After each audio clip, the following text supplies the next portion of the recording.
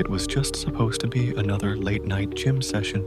I had been drowning in deadlines and needed to blow off steam, so I headed to the 24-hour fitness center down the block. The place was eerily quiet when I got there, just the hum of machines and the faint echo of my footsteps against the tile floors. I grabbed a pair of dumbbells and started my workout, feeling the tension ease from my shoulders.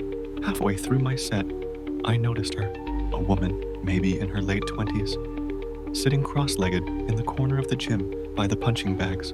She wasn't working out, just sitting there, staring at the floor. Her hair was matted, her clothes disheveled, and she had a strange, distant look in her eyes. At first, I thought she might just be resting after a tough workout, but something about her presence felt. She was whispering something under her breath, words I couldn't quite make out. I tried to focus on my routine, chalking it up to one of those late-night gym regulars you'd rather not interact with. But then she stood up abruptly, her movements sharp and erratic. She walked toward the mirrors, her reflection distorted by the dim lighting, and began muttering louder. "It's here. It's here. It's finally here."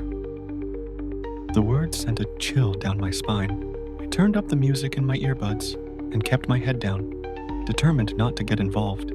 But as I moved to the bench press, I couldn't help but glance at her again. She was now pacing back and forth, her fingers twitching, like she was trying to grab something invisible. My unease grew. When I switched to the treadmill, she was suddenly beside me. I almost jumped out of my skin. She leaned in, her wide eyes locking onto mine. "Do you feel it too?" she asked, her voice trembling. "Feel what?" I replied cautiously, taking a step back. "The pull," she whispered, her gaze darting around the gym. "It's coming closer." I tried to brush her off, mumbling something about needing to finish my run, but she grabbed my arm with a grip far stronger than I expected. "You can't ignore it," she said, her nails digging into my skin. "It won't let you." That was enough for me. I yanked my arm free and headed straight for the exit. This was beyond strange, and I didn't want to stick around to find out what she meant. But as I reached the doors, the lights in the gym flickered and a low hum filled the air. It was like the building itself was alive, vibrating with an unseen energy. "No?" I heard her scream behind me. "You can't leave. It's here." I turned back, and my heart nearly stopped. She was standing in the middle of the gym, her arms outstretched, and the air around her seemed to shimmer. The weights on the racks rattled, and the treadmills roared to life, their belts spinning wildly. I felt a pressure in my chest, like the room was closing in on me. "What the hell is going on?" I shouted. But she didn't answer. Instead, she started to laugh, a high-pitched, maniacal sound that echoed off the walls. I bolted for the doors, but they would not budge. The hum grew louder, almost deafening, and the lights flickered more violently. I turned to see her levitating, her feet a good 2 feet off the ground. Her eyes glowed an unnatural shade of white, and her laughter turned into a guttural growl. "It's awake!"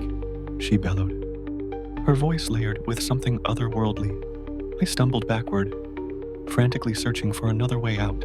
My hands found a fire extinguisher, mounted on the wall. Without thinking, I ripped it off and hurled it at the nearest window. The glass shattered and cold night air rushed in. I didn't hesitate. I climbed through the broken window, ignoring the shards. My hands found a fire extinguisher, mounted on the wall.